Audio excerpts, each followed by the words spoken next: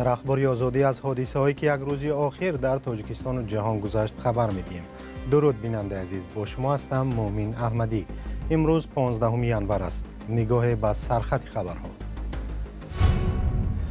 حمله احتمالی امریکا به ایران. دونالد ترامپ پرزیدنت ایالات متحده امریکا گفت که اعدام یا به دار آویختن برخی اعتراضگران در ایران به تأخیر افتاده است. کشتارها بازداشته شدند. کشتارها متوقف می شوند. حالا برنامه برای اعدام کسی یا کسان پیش بینی نشده است. مسافرانی که از ایران به تاجیکستان آمدند از حادثه های خونین در این کشور نقل کردند. رومینگمون کار میکرد. فقط اسمس کات دیگه تمام. شورای سیاسی میگوید شاید رژیم ایران به این اعتراضات تاب آورد ولی در دراز مدت پاش خواهد خورد. دونالد ترامپ پرزیدنت ایالات متحده آمریکا روز 14 ینور در صحبت با خبرنگاران گفته است که ایران حکم قتل اعتراضگران را به تأخیر گذاشته است. پیشتر گفته می شد که با بررسی فوری مقامات ایران چند اعتراضگر را به دار خواهند آویخت. حامیان حقوق شماره کشته شده ها در اعتراضهای اخیر را از 2000 نفر بیشتر می دانند. با گفته سازمان ها حدود 18000 نفر هم بازداشت شده است. نگرانی زیاد است که دادگاه های ایران بسیاری ها را با حکم های طولانی زندان یا اعدام خواهند کرد. شارحان از احتمال دور نمی دانند که در نهایت ایالات متحده آمریکا به ایران حمله می کند. تفصیلات در گزارش اسکندر خواجه میرزاده. احتمال عملیات نظامی ایالات متحده آمریکا بر مقابل رژیم ایران خاور میانه را ناآرام کرده است، ولی پرزیدنت ایالات متحده آمریکا با اشاره به معلومات از منبع‌های به اصطلاح خیلی مهم جانب مقابل تاکید می‌کند که مقامات تهران اعدام اعتراضگران را متوقف کردند. ما را به طور قاطعانه آگاه کردند و ما معنای آن را تشخیص خواهیم کرد. کشتارها در ایران متوقف می شوند. کشتارها بازداشته شدند. کشتارها متوقف می شوند. حالا برنامه برای اعدام کسی یا کسان پیش بینی نشده است. در ادامه صحبتش با خبرنگاران که شام 14 ینور در کاخ سفید دایر شد، رهبر امریکا وعده داد که اطلاع درباره قطع اعدام‌های ایران تفتیش می شود. گروه مستقل حامی حقوق بشر با نام هرنا که مرکزش در ایالات متحده آمریکا می باشد، روز چهارشنبه گزارش داد که طبق اطلاع ثابت شده در ایران 2435 اعتراضگر به قتل رسیده، بیش از 18000 اشتراکچی اعتراضها بازداشت شدند. حامیان حقوق گزارش می دهند که مقامات ایران اجرای حکم اعدام اعتراضگر عرفان سلطانی را متوقف کردند. نزدیکان سلطانی به حامیان حقوق در نروژ خبر دادند که اعدام این جوان 20 ساله میبایست 14 ینور برپا میشد، ولی این عمل به تأخیر گذاشته شد. ترامپ بارها هشدار داده بود که کشتار اعتراضگران از طرف حکومت جمهوری اسلامی با واکنش جدی امریکا مواجه خواهد شد. در این مسئله تهران جواب داده است که اگر واشنگتن تهدیدهایش را عملی کند، نیروهای ایرانی به پایگاه‌های آمریکایی مستقر در منطقه حمله خواهند کرد. روز چهارشنبه رئیس جمهور آمریکا در این باره تفصیلات بیشتر نداد، ولی شارحان تخمین می‌کنند که ترامپ امکان حمله محدود نظامی به سپاه پاسداران انقلاب اسلامی ایران و یا فشار اقتصادی به مانند تحریم وسیع‌تر و حمله‌های کیبرنتیکی برای قطع مخابرات نهادهای تصمیم گیرنده و شبکه امنیتی ایران را بررسی دارد.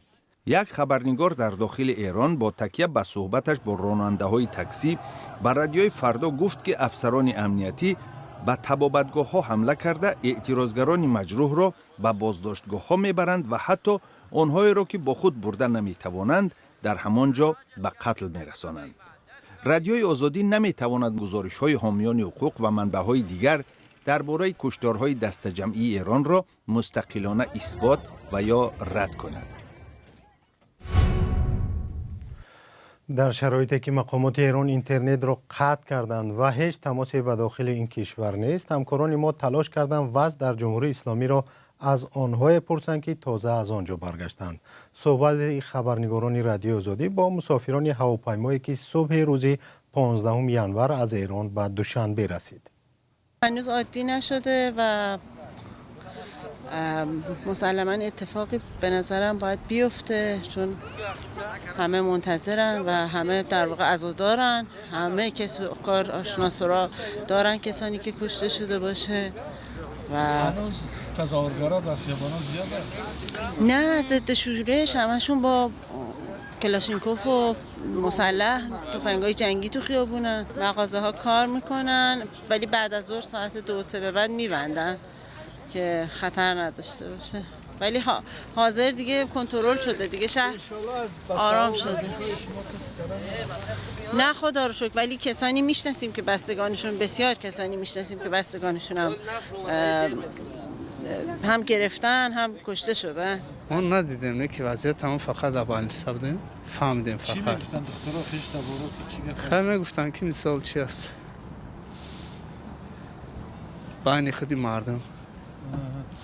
اینترنت کار میکنه؟ وابشه یک هفته وابشه شما اینترنت. اینجا دوشنبه چه گپ میزنید؟ زنگ زدن نشد یکم خیر. خیش تبارو اینا یکم خیر. خودی دکترها چی میگفتن درباره وضعیت در بیرون؟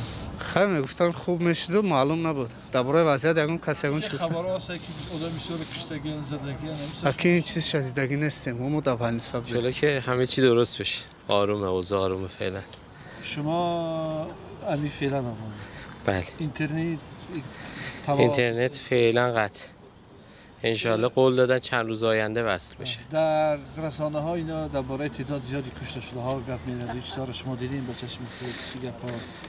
من به شخصه نه، خودم چیزی ندیدم ولی خب اعلام میکنن مثل اینکه کشته هم داشتیم. بله متاسفانه. این شب و روزایی که شما آمدین چطور است اوضاع داخل تهران؟ چطور؟ در حال حاضر اوضاع آرومه، تحت کنترل نیروهای امنیتیه. این تظاهرگرا و خیابانا هستن نیست؟ نه نیستن. چند روزی که بودن بعد جمع شدن. شما اینجا با مصروفیت آمدین یا که از اوضاع فرار کردین؟ نه ما برای یه کاری انجام یه کاری مأموریتی اومدیم، برای کار شخصی. رفته‌های هواپیما و چیزا طبق معمول است یا که کدامش؟ دیشب مثل که یه سری پروازها به اصطلاح لغو شده بود ولی خب خودش خوشبختانه صبح پروازها برقرار شد. بعد این که مثلا تماس نیست، اینترنت، این چیزا نیست با خارج، با به اصطلاح پیوندها و نزدیکا تماس نیست، این نگرانی‌ها وجود داره؟ بله وجود داره متاسفانه. بله просто اینترنت کشتن همین کار کردن که رومینگمون کار میکرد. خانه تماس فقط SMS قطع دیگه تمام. بعد نه همین کیش دا بودگیمون 100 کس بودن یا 110 کس بودن. نه اگه خیلی ترسی که بگیم نه. تظاهرگرا کم شدن. پلیس و اینا زیاد نه. آره تعقیب میکنه خانه با خانه یا چطور؟ نه اونجوری تقریبا فقط خیابونا. آره. میگه که زیاد مؤسسات و مساجدش آتش کشیدن بانک‌ها. آره مسجد آره. من از مازندران اومدم، از شمال تا تهران. تظاهرات بود؟ در حد یک اعتراض بودن. این بود نظر چند مسافر که امروز از ایران به تاجیکستان آمدند. بررسی تحولات اخیر ایران را ادامه میدیم.